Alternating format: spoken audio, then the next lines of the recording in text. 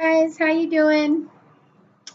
Lene here. I've been sick. I'm sorry I didn't come back and finish the Rose of Jericho video, but I've been sick and I'm better now, so I'm back and I need to tell you a little something.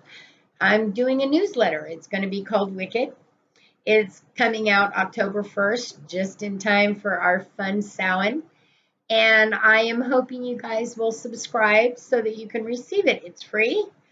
I'm also hoping that you will contribute and send me things that you'd like to have printed or considered.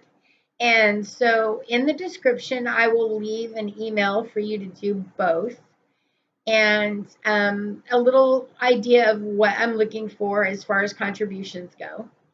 And I hope to hear from you soon. I love you guys with all my heart. You are divine, sacred beings of light and love. Don't you ever forget it. Take it easy, and I'll talk to you soon.